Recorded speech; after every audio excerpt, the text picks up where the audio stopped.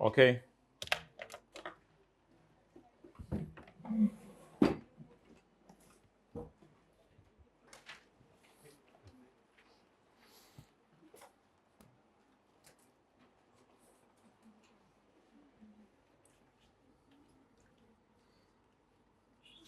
ये बस यही मिटाना है जी। नोट नंबर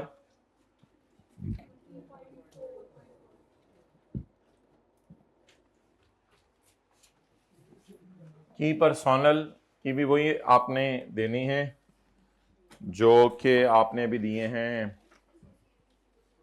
एसोसिएट्स के नेम जी। की पर्सोनल कौन है?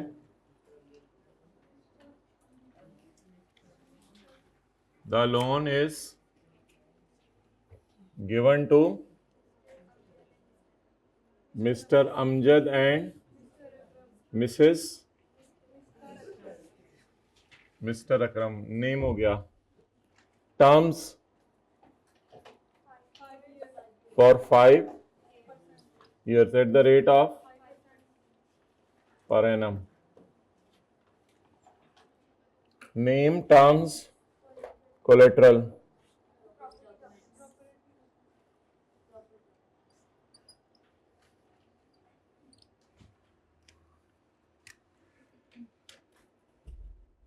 जी आगे मैक्सिमम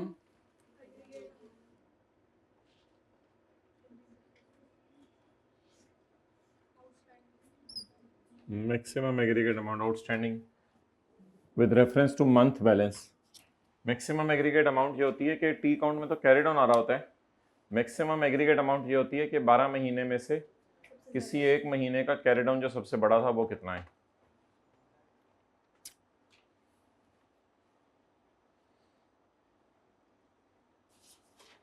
और इसके बाद अगले दो डिस्क्लोजर हैं प्रोविजंस और राइट ऑफ के, वो है नहीं। अच्छा जी, नेक्स्ट। आप अभी आए हो? अच्छा आए हो पहले के। चलें आगे। अब एक नॉर्म है, छोटा सा इधर नॉर्म करके लिख लें। ये किताब में डिस्क्लोजर नहीं है, तो एग्जेक्टिव्स के अलावा या की पर्सोनल के अलावा जो छोटे मोटे एम्प्लॉयज़ हैं उनसे जो लोन की कहानी चल रही है वो भी बता दें।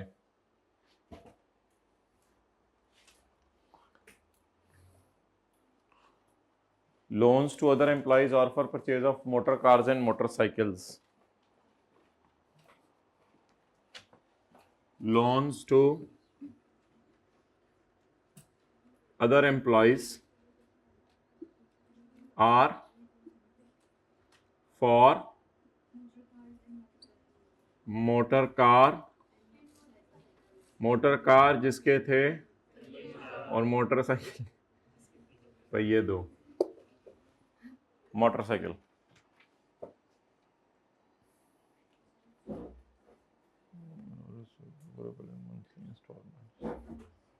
These are recoverable. Terms of employment लिखने लिख दें, कोई मसला नहीं।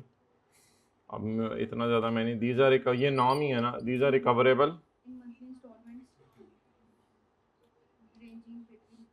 इन मंथली इंस्टॉलमेंट्स। अब इसमें भी करंट वैसे अलग उसको देना चाहिए था, उसने बताया नहीं। Ranging between 5 to 10 years at 3%।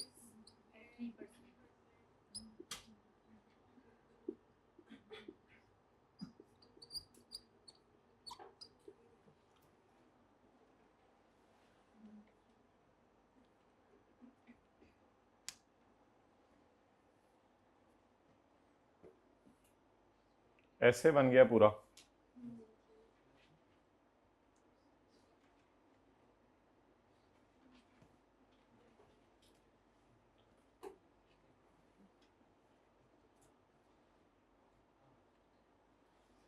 अच्छा जी, लगे हाथों रिलेटेड पार्टी का डिस्क्लोजर बना जाए फिर करंट एसेट्स की तरफ आ जाते हैं।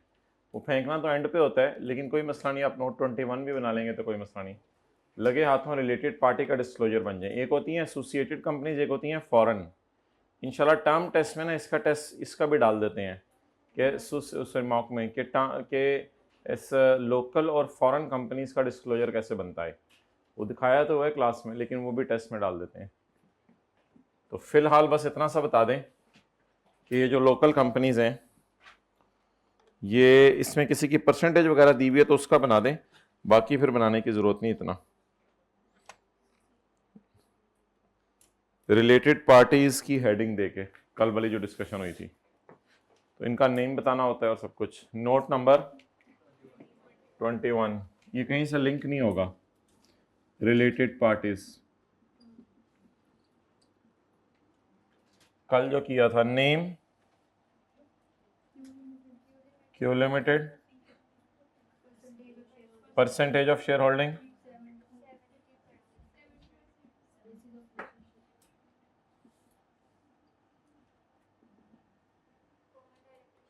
Common director. कॉमन डायरेक्टर का नाम दिया हुआ है, कॉमन डायरेक्टर, जो हमारा डायरेक्टर है और उनका भी डायरेक्टर है, और बेसिस ऑफ रिलेशन सब्सिडरी।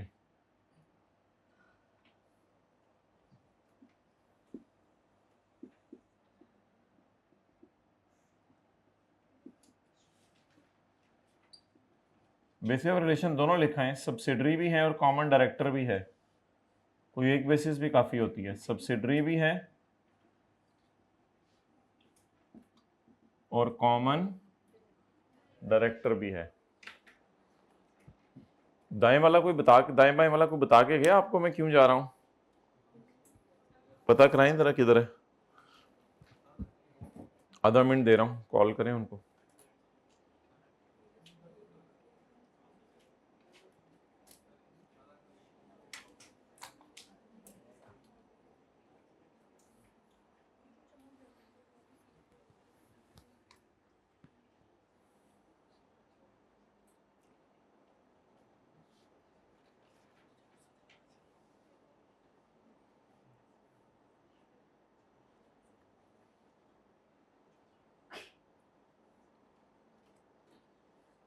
भाई आपकी अगली रो में भाई अकेला बैठा है, इसको जरा हिलाओ अगली रो में। नहीं दोस्त नहीं हो दोनों आपस में, चलो फिर आज दोस्ती कर लो।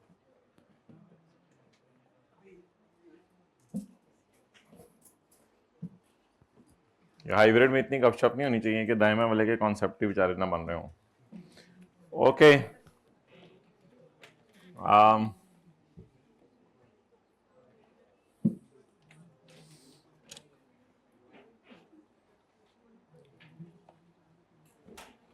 आज थोड़ा सा हार्ड डालेंगे IS 12 को, वो भी काफ़ी पुराना हो गया है, तो जंग लग गया हुआ है उसको।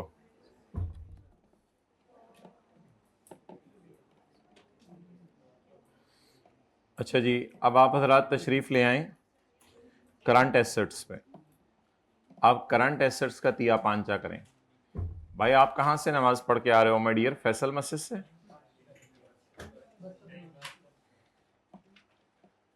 करंट एसेट्स, अच्छा जी। अब करंट एसेट्स में थोड़ी सी अगली क्लास में ना इस पे डिस्कशन करेंगे। इसमें कोई इतने डिस्क्लोजर लोग दे नहीं रहे, तो फिलहाल मैं ज़रा इस पे डिस्कशन कर लेता हूँ बस। करंट एसेट्स में इसमें आमतौर पे ना आपने डेटर्स की डिटेल ही देनी होती है बस, और डेटर्स होते हैं ट्रेड रिसीवेबल्स। मेन हमारी आज की डायग्राम ये है। तो ये तो मैंने नॉन करंट के लिए बताए थे, 2, 6, 6, ये तो मैंने नॉन करंट के लिए बताए थे, और नॉर्म ये तो मैंने नॉन करंट के लिए बताए थे। तो करंट में आमतौर पे ट्रेड डेट्स आते हैं इन्हीं के, ये करंट में ज्यादातर डिस्कशन इसी की होगी। तो एसोसिएट एंड रिलेटेड पार्टीज, यहाँ भी एसोसिएट एंड रिलेटेड पार्टीज से मुराद की पर्सनल है, सब कुछ है, लेकिन बस मैं अभी की पर्सनल को आमतौर पे चीज़ें कम बेची जाती है, बेची जाए तो डिस्क्लोजर दें। यहाँ आपने, क्योंकि आप अगले को चीज़ें उधार पे बेच रहे हैं, तो यहाँ पे टर्म्स नहीं है, यहाँ पे नाम है, यहाँ पे मैक्सिमम एग्रीगेट अमाउंट है, यहाँ प्रोविजन है, यहाँ राइट ऑफ है, उसी तरह है, सेम चीजें हैं, लेकिन एक चीज एक्स्ट्रा है, जस्टिफिकेशन फॉर रिवर्सल ऑफ और पास ड्यू, जिसको हम आज देखेंगे, पास ड्यू। तो ये हमारा पास पेपर क्वेश्चन 2 के अंदर एक दफा टेस्ट हुआ है, लेकिन स्टिल इसको हम कर रहे हैं, जिसमें अब सारी चीजें डालने लगे हैं। तो आमतौर पे करंट एसेट्स में माय डियर क्या आते हैं, डेटर्स, और डेटर्स भी कौन से, एसोसिएट और रिलेटेड पार्टीज। मैंने आपको बता दिया है एसोसिएट और रिलेटेड पार्टीज आमतौर पे इन लोगों को कहते हैं, लेकिन कोई मसला नहीं, खाली इसी का मैं सवाल आपको करा रहा हूं।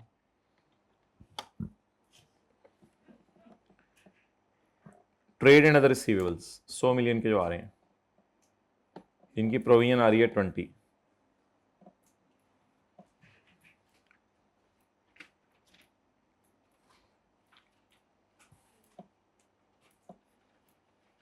Trade and other receivables include receivable from RL Associate Cute Limited। तो साथ वाले को देखें जरा, लगा नहीं लगा क्यूट, नहीं लगा क्यूट, ओके। वैसे तो देखने वाले की आंख सही होनी चाहिए, लगता है cute. Trade and other receivables include receivable from RL Associate Cute Limited amounting to 15 million. इसमें मेरे ख्याल से ना क्लास में हमने ऐसे बनाया था कि डेटर का अकाउंट बना लो, प्रोविजन का अकाउंट बना लो, कैरी डाउन 100 और 20।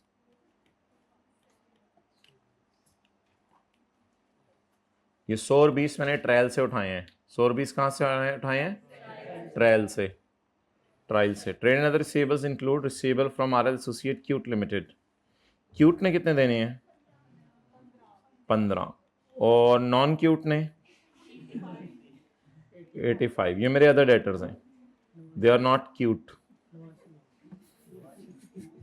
अभी ये बात ना किया करो, नाम ना लिया करो लोगों। Provision for bad debt include provision of 2 million against receivable from CL कर लें इसको, ये मैं अपलोड करते हुए सही कर दूंगा, रिसीवेबल फ्रॉम CL। क्यूट शायद कितने लेके भाग जाए, 2। तो क्यूट अगर ये CL से मुराद करंट लायबिलिटी नहीं है, क्यूट है। क्यूट अगर 2 लेके भागेगा तो बाकी नॉन क्यूट कितने भागेंगे, 18 लेके। Bad debt return off are 3 million, इसके बैड डेट रिटर्न ऑफ कितने हैं, 3 मिलियन। इसके आगे डालें ना, bad debt return off Cute. ये सवाल अब मैंने खुद ही बनाया, वो सवाल में डाटा अवेलेबल नहीं। अगर टोटल गिवन होंगे तो टोटल ठीक है, कोई मसला नहीं, बस टोटल में मुझे डिस्क्लोज करने होते हैं क्यूट के। ये सवाल ना कल वाला नहीं है, इनको सफ़ा दें। कल भी मैंने एक सवाल डाला था, लेकिन वो सवाल हमने रिडंडेंट कर दिया, डिलीट कर दिया। कल के नोट्स में एक सवाल था, उसको जाके फाड़ के फेंक दीजिएगा। तो आज हमने फ्रेश तरीके से आपको सवाल दिया, बिल्कुल तंदूर से ताज़ा निकाल के, गर्मा गर्म। पॉज करो, आप रिकॉर्डिंग कर रहे हैं ना, नहीं अच्छा। तो bad return off are 3 million and receivable from CL and receivable from CL। अच्छा ये खामोश भाई, यहां तक आप मुझे बताएं कि बैड डेट कितने हैं, बैड डेट रिटर्न ऑफ 3, और वो मैंने आपको लिखवा दिया सारे ही किसके हैं, CL के हैं। अच्छा जी,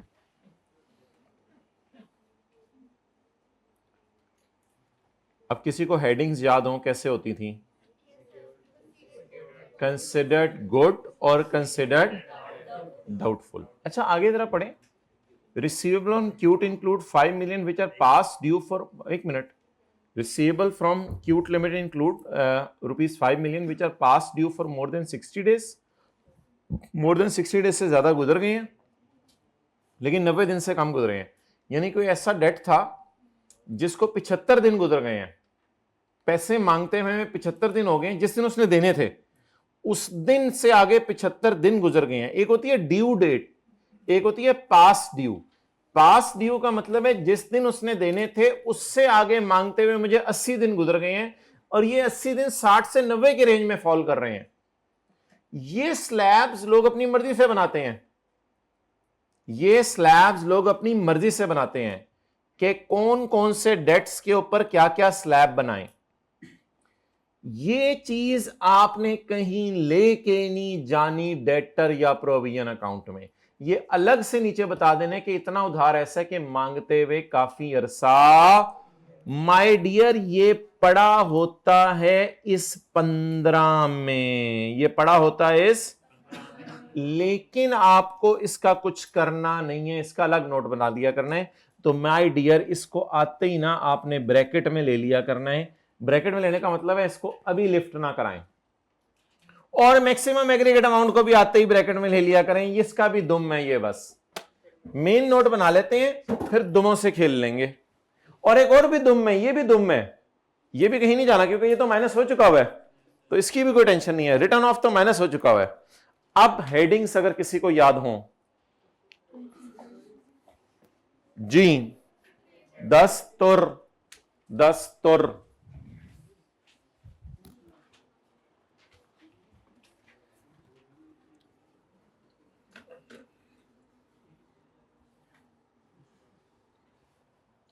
आखिरी क्लास में सबने एक एक बकरा लेके आना है, बकरा।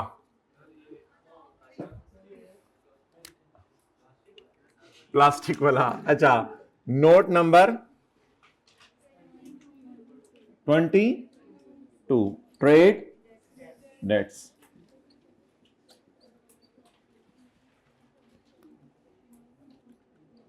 घोड़े पे बैठ के आएंगे, बकरे पे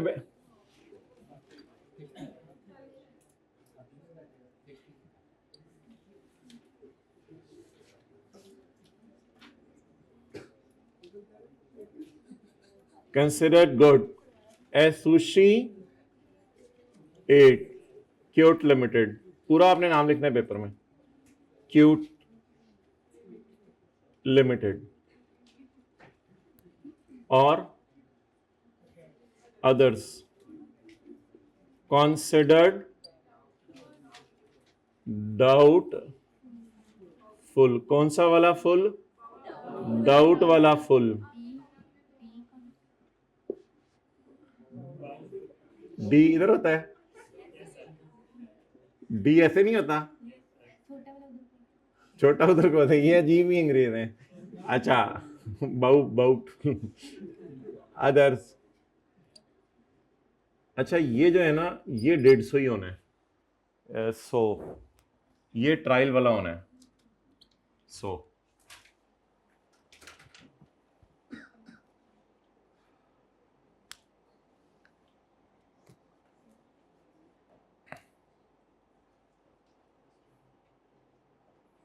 पॉज कर दो भाई। अच्छा ओके, वो मैं कर।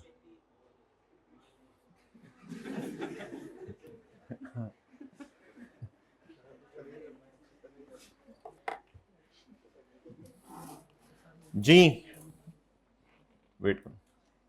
अच्छा माय डियर, यहां पे एक और काम किया था, किसी को याद हो? यहां पर एक और काम किया था, किसी को याद हो? भाई इसको आगे तकसीम किया था। असल में ये वाला ब्रेकअप इधर लाना है। 15 में से 2 की प्रोविजन बनानी है, 13 की, और 85 में से 18 की प्रोविजन बनानी है, और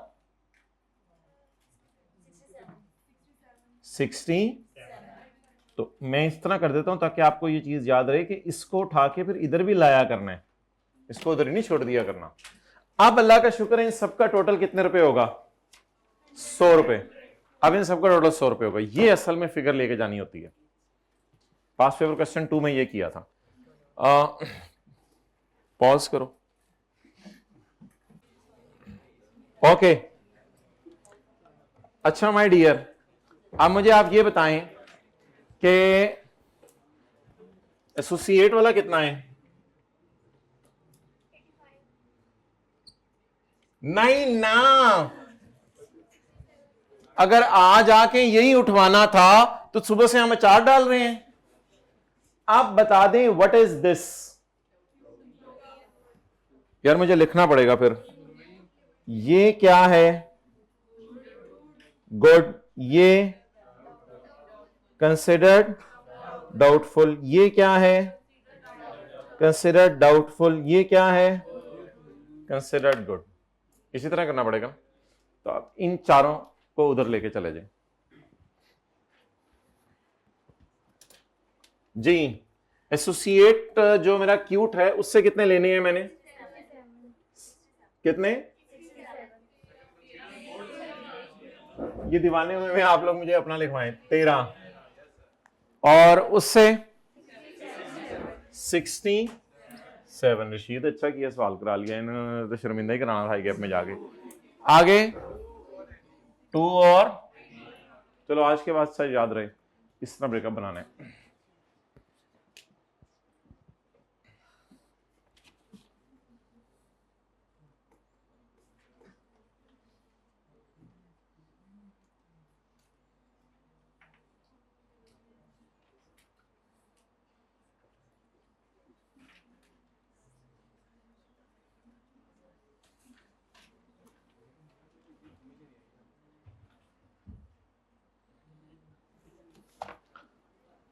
ओके नेक्स्ट जी, लेस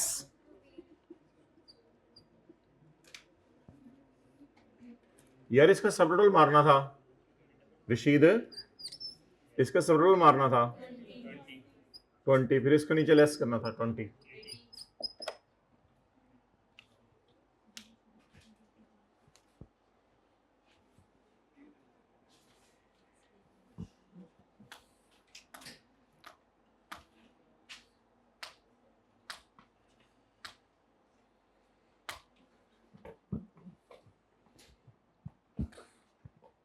ओके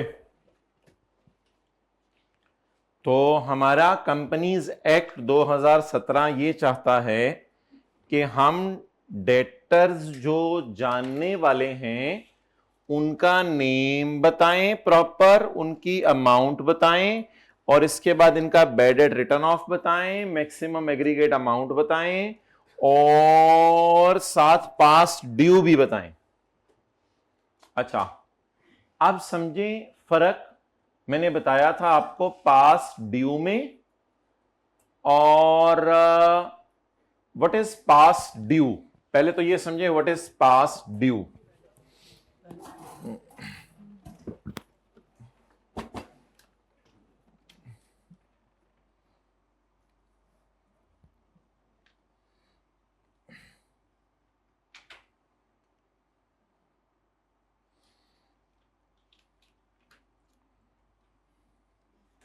जनवरी, फरवरी, मार्च, अप्रैल मैंने सेल की ए को 10 रुपए की और सेल की बी को 12 रुपए की।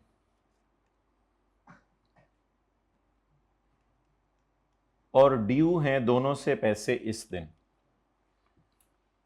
अब अगर मैं 31 जनवरी को खड़ा हूं तो बताएं अगर उन्होंने पैसे नहीं दिए तो मैं इसे, मैंने दो महीने के आधार पर चीजें बेची है ना, मैं इसे क्या कहूंगा? पास ड्यू या नॉट ड्यू? नॉट ड्यू नहीं, नॉट ओवर ड्यू। ड्यू तो है, नॉट ओवर ड्यू। यहां इसका नाम क्या रखूंगा बोले? ड्यू तो है बट नॉट ओवर ड्यू।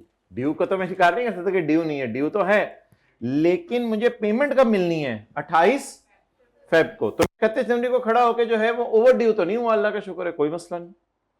अच्छा अब अगर मैं खड़ा हूं यहां पे, मिसाल के तौर पे मैं खड़ा हूं 19 अप्रैल को, अब 19 अप्रैल को मैं कहूंगा, इसका नाम क्या रखूंगा, बोले पास्ट ड्यू। पास्ट ड्यू में आपने स्लैब बनाने हैं, ऐसे बना लें, 1 to 15 डेज 0 रुपए, 15 to 30 डेज 0 रुपए, 31 to 45 डेज 0 रुपए, और 45 to 60 डेज 22 रुपए। 1 to 15 डेज, ये 1 to 15 डेज नहीं, अभी 15 से 30 दिन नहीं, अभी 30 से 45 नहीं, ये तो 45 दिन क्रॉस कर गया है जालिम, अभी 60 दिन क्रॉस नहीं किए। कुछ समझ आइए बात, ये 45 से 60 का क्या मतलब है? 15 दिनों के अंदर अंदर से भी क्रॉस कर गया है, 30 दिन भी गुजर चुके हुए हैं, इसको पैसे नहीं दे रहा, 45 दिन भी गुजर गए हुए हैं, 45 से ज्यादा और 60 के अंदर अंदर दिन हैं जिसमें इसने पैसे देने हैं। तो इसलिए ये पास्ट ड्यू है या नॉट ओवर ड्यू है? अब इट डजंट मीन कि इसकी प्रोविजन करें, करनी है तो कर लें, वो आपकी मर्जी है, प्रोविजन करनी है कर लें, नहीं करनी नहीं करें, वो आपकी मर्जी है। लेकिन ये यूजर को बता दें कि जरा काफी लेट हो गया, पैसे नहीं दे रहा। स्लैब्स जो मर्जी बनाएं, आसान वाले बना लें, 1 to 30 डेज नहीं, तो ज्यादा हो गए हैं, 1 to 30 से तो बहुत ज्यादा हो गए हैं, बल्कि 31 to 60 हो गए हैं, तो 31 to 60 डेज। आमतौर पे ये मैक्सिमम 365 डेज तक जाता है, क्योंकि एक साल के अंदर अंदर ही डेटर्स में पैसे देने होते हैं, और कितना ये लॉन्ग टर्म नेचर के तो होते नहीं। तो debt is called as past due. But please my dear, what I am trying to say is कि पास्ट ड्यू के अंदर आपने जो फिगर पेपर में अवेलेबल होगी उसे कुछ नहीं किया करना, उसे बस नीचे नोट की दुम में डाल दिया करना है। आपने पास ड्यू के चक्कर में इधर नहीं पढ़ना। इधर सिर्फ क्या क्या आएगा, इधर आएगा आपकी सिर्फ प्रोविजन, इधर सिर्फ क्या आएगी, प्रोविजन। और बैड डेट रिटर्न ऑफ भी इधर नहीं आना, वो भी नोट टी के ऊपर ही है। तो बैड डेट रिटर्न ऑफ बोले जल्दी जल्दी, bad debt return of carry down में पड़ा नहीं हुआ, वो उससे ऊपर ही माइनस हो गया होता है। तो बैड डेट रिटर्न ऑफ में, फिर कैरी डाउन में पड़ा क्या होता है, कैरी डाउन में अगर रिटर्न ऑफ नहीं पड़ा हुआ तो क्या पड़ा हुआ है, प्रोविजन। और कैरी डाउन में पास ड्यू भी पड़ा हुआ है, कैरी डाउन में पास ड्यू भी पड़ा हुआ है, लेकिन उसकी जरूरत नहीं है अलग अलग करके दिखाने की, वो नीचे जाके बस नोट की दुम में डाल जाएगा। पता नहीं अब इसकी कोई तस्वीर खींच ले, मेरे नजर में ये 1 to 30 डेज का 0 है, और 30 to 60 डेज का पूरे 22 रुपए हैं। बहरहाल पेपर में आपको इस तरह नहीं वो देगा, वो आपको इंशाल्लाह फिगर निकाल के देगा कि इतनी ड्यू हो गई है इतने दिन से, इतनी ड्यू हो गई है इतने दिन से। Now is it over due? Yes, past due भी इसका नाम रखा जा सकता है, और ओवर ड्यू।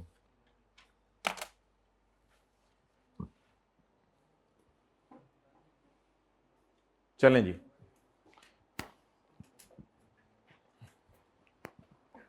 अब यूजर्स को बता के क्या क्या आना है।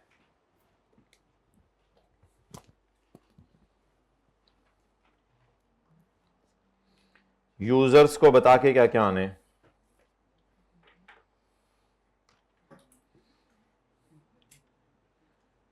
भाई आपको डेटर लग रहे हैं एसोसिएट्स वाले सवाल में अवेलेबल है? बिल्कुल, डेटर एसोसिएट वाले, इनका नाम बता के हैं, वो ऊपर मैंने बता दिया, Cute limited of each associate, हर एक का अलग अलग बताना है।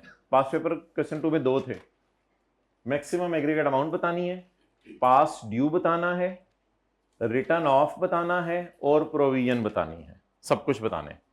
रिटर्न ऑफ डेटर में पड़ा नहीं होता, प्रोविजन डेटर में पड़ी, लेकिन पास ड्यू मुझे पड़ी है, और पास ड्यू भी कैरी डाउन में पड़ा है डेटर के, लेकिन उसकी टेंशन नहीं है, उसको बस नीचे दुम में डालना है। तो कितनी चीजों को दुम में डालना है, लिख लें, यहां पे लिख लेना, इसको भी दुम में डालना है और इसको भी दुम में डालना है। 3 और 4 को नोट की दुम में ही डालना है हमेशा, और प्रोविजन को दुम में नहीं डालना, वो प्रॉपर तरीके से जैसे अभी नोट के फेस पे मैंने डाली है उस तरह करना है। तो 3 और 4 पास ड्यू रिटर्न ऑफ को नोट की दुम में डालना है।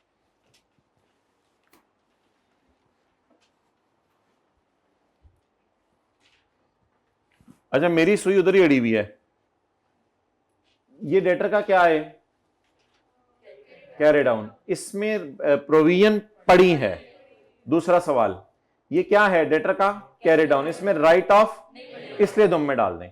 ये डेटर का क्या है, इसमें कुछ ऐसे डेटर हैं जिनको 60 से 90 दिन गुजर चुके हुए हैं, लेकिन वो इधर बाई करने की जरूरत नहीं, वो उठा के नीचे डाल दें।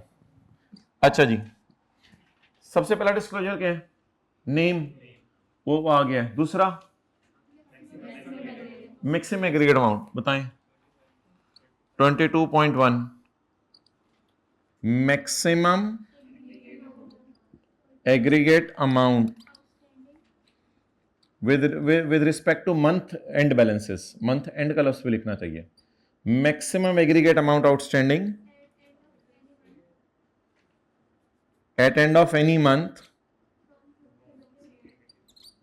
हाँ कंपनी का नाम भी लिखें, at end of any month from CL is rupees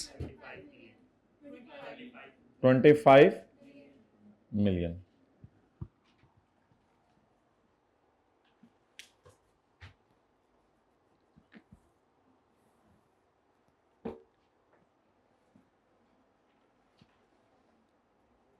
Next, past due 22.2, चले ठीक है, receivable from CL include past due,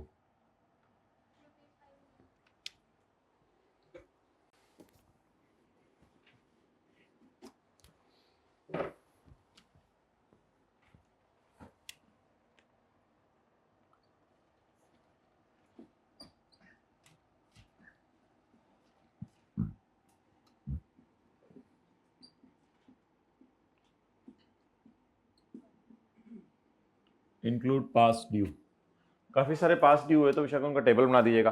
अभी उसने कौन सी स्लैब दी हुई है, अब आप मेरा मशवरा है कि स्लैब्स खुद इंट्रोड्यूस करवाएं और पेपर में प्रॉपर तरीके से बना के दें। अब आप स्लैब्स इंट्रोड्यूस करें जिस तरह पेपर में डालनी चाहिए।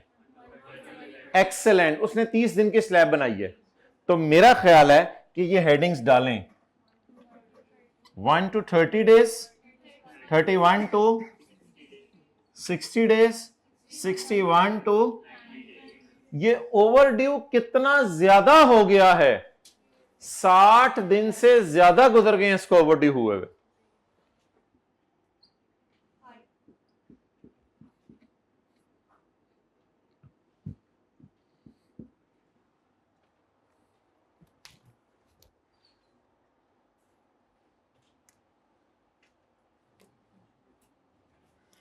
अच्छा जी, और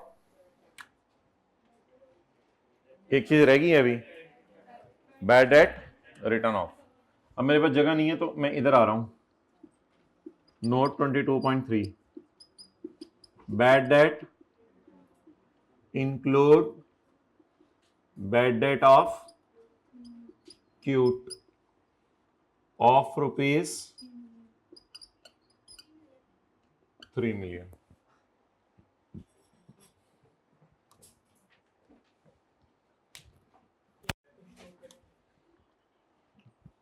फेस पे माय डियर क्या चीज, वो मैं लाने लगा हूं यहां पे।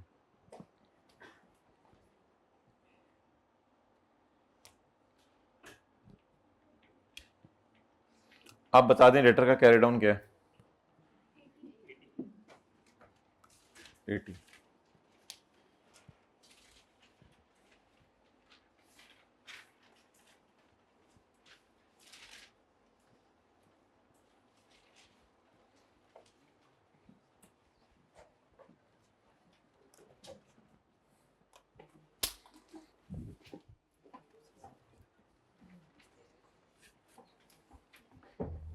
पता नहीं आप लोग क्या समझेंगे, हम तो अपने ज़माने में जब एक सब्जेक्ट पढ़ पढ़ के बोर हो जाते थे दूसरा सब्जेक्ट पढ़ना शुरू कर देते थे,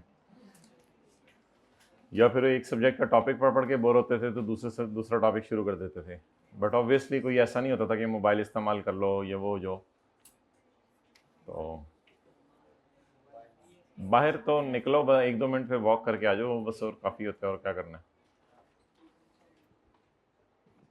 इससे ज़्यादा तो नहीं होता था।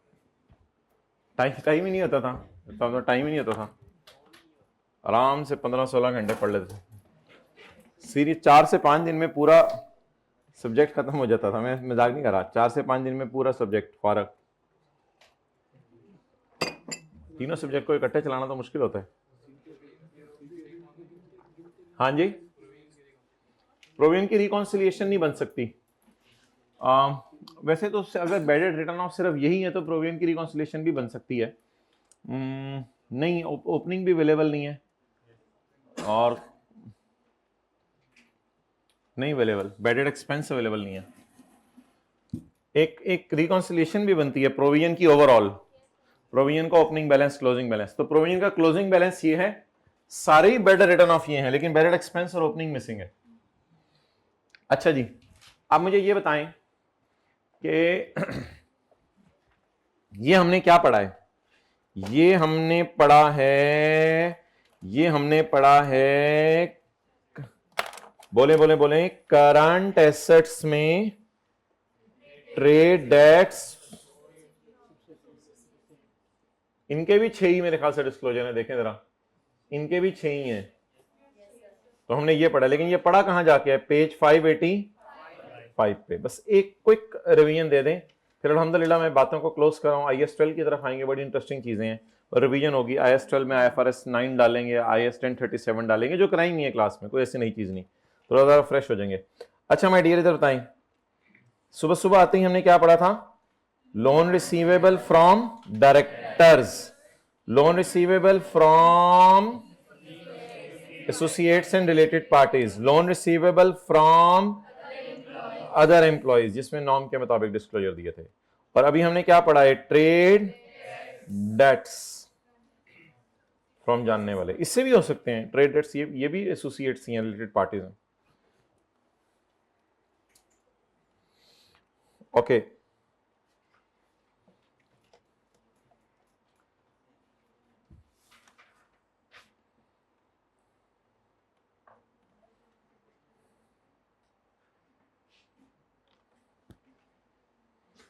ये किसका डिस्क्लोजर बनाया हमने, ट्रेड डेट्स का।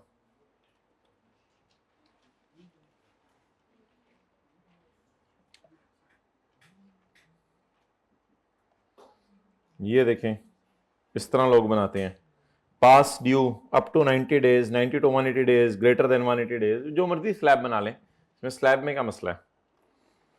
अच्छा, अगला होता है भाई advances, deposits, pre payments and current assets में मैं बात कर रहा हूं ना। करंट एसेट्स में क्या क्या आता है बोले, करंट पोर्शन आता है, trade debts, advances, deposits, pre payments and stock तो शायद ऊपर आ जाता है, और एंड पे कैश एंड बैंक आ जाता है। अब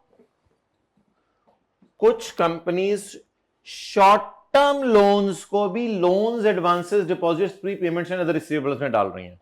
एक तो लॉन्ग टर्म लोन थे ना, वो तो ऊपर कवर हो गए हमारे, और कौन से लोन हो सकते हैं, शॉर्ट टर्म लोन्स को आप डाल सकते हैं, loans, advances, deposits, pre payments and, हालांकि हमने किस नाम से पढ़ा था इसको, advances, deposits, pre payments and, लेकिन कुछ लोग लोन्स को भी इधर डाल रहे हैं। तो हमारे सवाल में आखिरी चीज देख लें माय डियर, क्या रह गई है,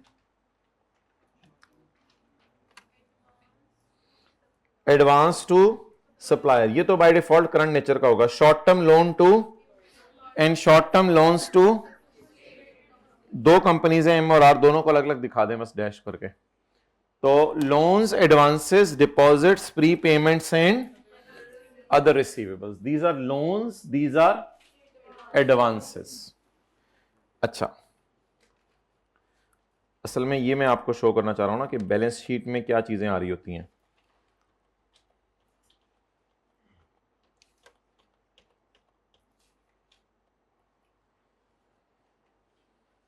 हमारी डिस्कशन कल जनरल पे थी, आज जो है हमारी डिस्कशन जनरल पे नहीं है। आज हमारी डिस्कशन जो है वो किसके ऊपर है, आज हमारी डिस्कशन पीपी के ऊपर नहीं है, इंटेंजिबल्स पे नहीं है, हमारी डिस्कशन है लॉन्ग टर्म नहीं, 2 एम्प्लॉइज नहीं, बस हमारी डिस्कशन है लॉन्ग टर्म। ये तो इन्होंने सिर्फ एम्प्लॉइज को दिए होंगे, हमारी डिस्कशन है लॉन्ग टर्म। बैलेंस शीट के फेस पे नजर आएगा लॉन्ग टर्म लोन्स, आगे 2 एम्प्लॉइज हों या डायरेक्टर एसोसिएट हों। अच्छा, लॉन्ग टर्म लोन्स के बाद हमारी डिस्कशन थी आज ट्रेड डेट्स के ऊपर, और आखिरी डिस्कशन है हमारी loans, advances, deposits, pre payments and other. इसमें ये तीनों डाल दें, लोन्स, एडवांस। ये कौन से लोन है? लोन तो ऊपर आ रहे हैं, नहीं, ये करंट पोर्शन तो ऊपर डाल दो, करंट पोर्शन अलग से डाल दो। ये शॉर्ट टर्म लोन्स है, loans, advances, deposits, prepayments and other receivables. इन पे इंशाल्लाह हम अगली क्लास में थोड़ी और बात करेंगे, शायद इस पॉइंट के ऊपर। अच्छा जी, अब ये नोट बनाएं, नोट नंबर 23। सवाल में जाके देखें, लोन्स आ रहे हैं, loans, advances, deposits, prepayments and other receivables. सवाल में जाके देखें, लोन्स आ रहे हैं, लोन टू एम्प्लॉयज को शॉर्ट टर्म लोन भी दिए होंगे यार, कोई ऐसे 2-3 महीने के लिए लेने आ जाता होगा। कितना? 12। अब इसमें ज्यादा डिस्क्लोजर की जरूरत नहीं, 12। लोन टू एसोसिएट्स, एम और आर इक्वली,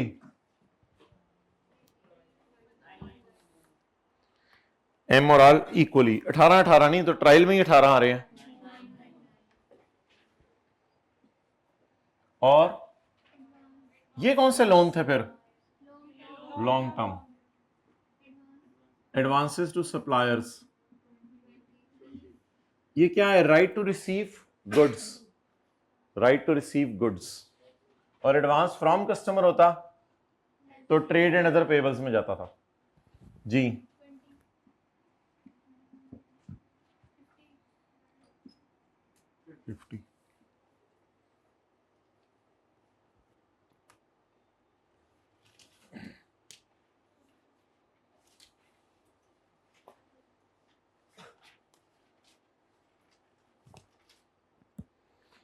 भाई एक चीज आपको बताऊं, इसमें अगर इसमें डेटा दिया हुआ ना, तो इसी तरह के 6 डिस्क्लोजर इसकी भी दुम में बनाइएगा, क्योंकि एसोसिएट का मामला बड़ा डेंजरस होता है। अगर इसमें डेटा दिया हुआ ना, लिखें अगर डेटा दिया हुआ तो इसके भी नीचे 6 डिस्क्लोजर बनाइएगा। हालांकि ये शॉर्ट टर्म लोन्स हैं, फिर भी बनाइएगा। अगर डेटा दे तो इसके भी नीचे 6 डिस्क्लोजर बनाइएगा। पर जो डेटा दिया होगा फिर डिस्क्लोजर बनाते रहिएगा वहां से।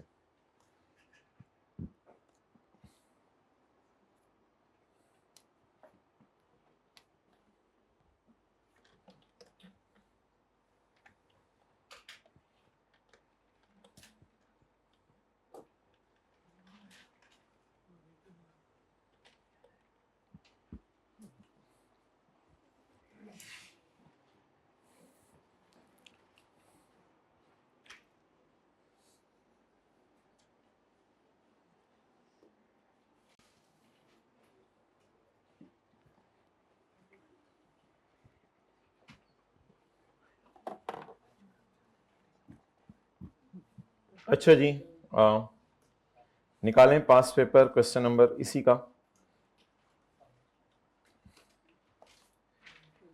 16, 12,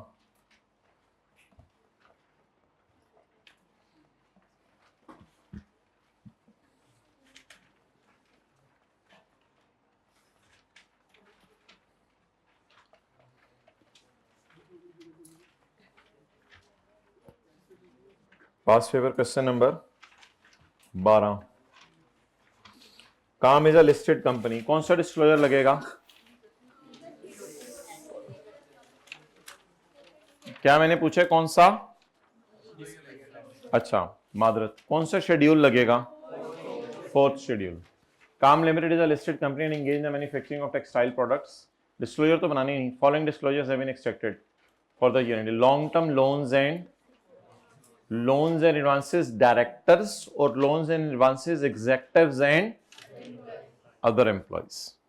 बताएं जी, loans and advances long term है, लोन्स एंड एडवांसेस डायरेक्टर्स और एग्जीक्यूटिव एंड, यानी की पर्सनल अदर को इकट्ठा कर दिया इसने, ठीक है। एग्जीक्यूटिव्स लफ्ज इसने यूज किया यहां पे की पर्सनल की जगह, तो इसका मतलब है इसने एसोसिएट को लोन नहीं दिया हुआ, डायरेक्टर्स को दिया हुआ है और एग्जीक्यूटिव एंड अदर एम्प्लॉय। अब मैं मिटा चुका हूं, इसका क्या बताना था, पर्पस और री डायरेक्टर की। एग्जीक्यूटिव एंड अदर एम्प्लॉयज की हेडिंग अलग अलग आनी चाहिए ताकि वो पता चले एग्जेक्टिव्स कितने हैं। और फिर एग्जेक्टिव के डिस्क्लोजर कौन से आने हैं, 6 एग्जेक्टिव के 6 डिस्क्लोजर आने हैं। डन, बस नोट खत्म रिकॉन्सिलिएशन बन के। अब तो सैकड़ों एरर्स हैं, फिर इसमें नोट खत्म भी हो गया रिकॉन्सिलिएशन बन के। तो यहां पे अपने समझने के लिए लिखें कितने डिस्क्लोजर आने चाहिए थे, 2। क्या, पर्पस और रिकॉन्सिलिएशन। और यहां पर नहीं, एक मिनट, एग्जीक्यूटिव्स अलग, फिर नॉर्म को डिस्कस करने की जरूरत नहीं, अदर नॉर्म को डिस्कस करने की जरूरत नहीं। एग्जीक्यूटिव और अदर अलग अलग होना चाहिए था, और एग्जीक्यूटिव में आगे नेम,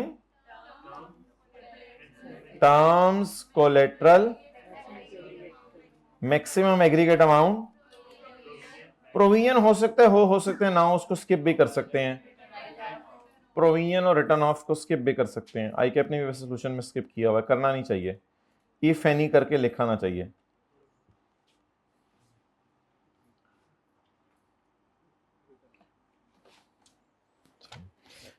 जी, डायरेक्टर्स के कितने, 2, purpose and reconciliation, executives and other employees. Executives और अदर एम्प्लॉयज का अलग अलग आना चाहिए, name, term, collateral, maximum aggregate amount, provision और रिटर्न ऑफ। Oh, reconciliation. अच्छा, अब ये मैं अभी आपको ये नहीं बता रहा क्या सही हुआ है क्या गलत हुआ है, अभी मैं आपको बता रहा हूं क्या होना चाहिए। अब जाके देखें क्या हुआ है। नीचे क्या दी हुई है माय डियर, रिकॉन्सिलिएशन। देखें जरा, ओ भाई ने पकड़ लिया, कहते हैं ये रिकॉन्सिलिएशन तो इनकी, ये कैरी डाउन होता है, याद रखिएगा ये कैरी डाउन होता है। Opening plus addition minus disposal या minus repayments is equal to closing. लेकिन ये तो रिकॉन्सिलिएशन किसकी दे दी, और देनी किसकी थी, डायरेक्टर्स की। डन। एक और आई कैप ने कमेंट किया हुआ है, वो मेरे ख्याल से गलत है। जब ये रिकॉन्सिलिएशन देनी ही नहीं थी तो फिर आई कैप ने ये क्यों कमेंट दिया है कि ये क्लोजिंग बैलेंस अगले साल का ओपनिंग बैलेंस नहीं बन रहा, तो ये भी एरर है। जब ये रिकॉन्सिलिएशन देनी नहीं तो फिर जब रिकॉन्सिलिएशन ही नहीं देनी तो फिर उसके अंदर ये गलती आई कैप को हाईलाइट करने की जरूरत नहीं थी कि 31 दिसंबर 2020 का क्लोजिंग, 1 जनवरी 21 का ओपनिंग नहीं बन रहा। अच्छा, ये डायरेक्टर के लोन की मूवमेंट होती है, it is a T account in statement form, it is a T account in statement form, but these are as on, these are as on and this is movement for the year। चलें जी, शुरू करें। Number 1, for direct, छोड़े बस, छोड़े, need time, आप लोगों को भी जल्दी है, मगरिब तक आप कहते हैं फ्री करें। तो for directors the purpose of loan should have been disclosed. Further, for directors the reconciliation showing opening balances, disbursements and repayments and closing balances should have been instead of reconciliation for executives and other employees। तीसरी बात, executives and other employees should have been shown separately, and for executives the names, the terms on which loan is given, and the collateral and maximum aggregate amount outstanding at end of any month, and the provisions and right of, if any, should also have been disclosed. अब उसने बहुत ज्यादा time save किया है, हमने तो बहुत ज्यादा दुमें बनाई थी नोट की, हमने तो 20.1, 20.2, 20.3, 4 हमने तो 4-5 दुमें बनाई थी, तो उसने सारा टाइम जो है वो अपना सेव किया और सिर्फ क्या देके चला गया, रिकॉन्सिलिएशन। लेकिन आई के अपने सोल्यूशन भी बहुत छोटा दिया हुआ, इतना डिटेल नहीं दिया हुआ।